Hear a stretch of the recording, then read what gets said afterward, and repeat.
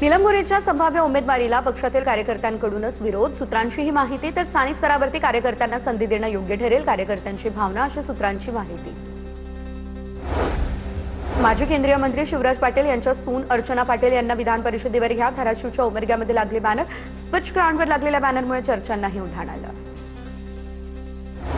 उद्धव ठाकरेंसोबतच्या भेटीच्या बातमीवरती फडणवीसांनी आता खुलासा केलाय। फडणवीसांनी खुलासा केला तर अजून काय हवं? उद्धव ठाकरे फडणवीस भेटीवर राऊतांची ही प्रतिक्रिया। राज्य सरकारच्या पद्म पुरस्कार समितीमध्ये सांस्कृतिक मंत्री आशिष शेलार यांना स्थान नाही, सरकारकडून समितीच्या स्थापनेचा शासन निर्णय प्रकाशित। मागील वर्षीच्या समितीत स्थान मिळालेले शेलार यंदा समितीतून बाहेर। किंग एडवर्ड भावतात हे ठाकरेंच्या सेनेने जाहीरपणे सांगावं, देशात किंग एडवर्डची माळ का जपली जाते? मंत्री मंगलप्रभात लोढांचा सवाल। लोढांनी नको त्या भानगडीमध्ये जाऊ नये, लोढांची राजकीय पातळी सर्वांना माहिती आहे। किशोरी पेडणेकरांचा लोढांवर हल्लाबोल।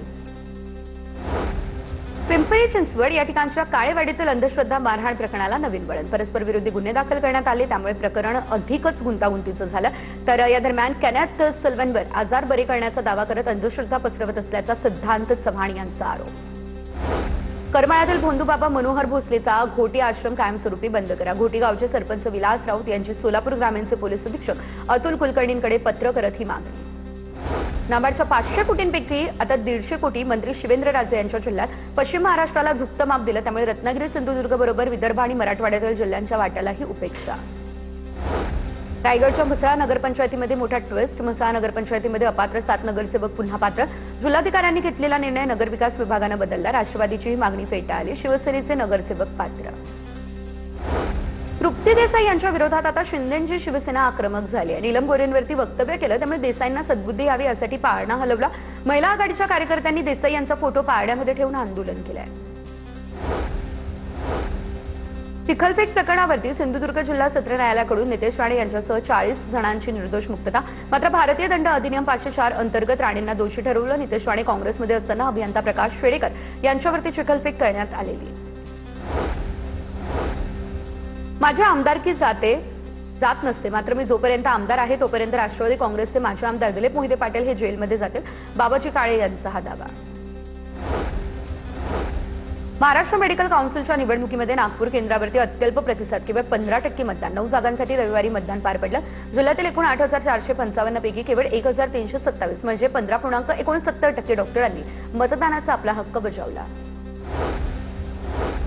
तर वेडणी ग्रामपंचायतीच्या पोटनिवडणुकीचा प्रचार सुरू, सातारा जिल्ह्यामध्ये 3.5 वर्षांमध्ये जी विकास कामं झाली आहेत ती मागील 35 वर्षांमध्ये झालेली नाही। माजी खासदार रणजित नाईक निंबाळकर यांची रामराजे नाईक निंबाळकर यांच्या गटावर ही टीका।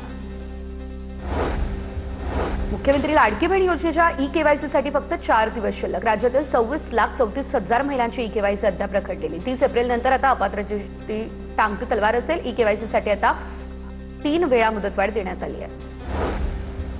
कराड तालुक्यामध्ये जनगणनेच्या पहिल्या टप्प्यातील प्रक्रियेसाठी 3 दिवसीय प्रशिक्षणाचा शुभारंभ, आमदार अतुल भोसले आणि मनोज घोरपडे यांच्या उपस्थितीमध्ये प्रगणकांना मार्गदर्शन।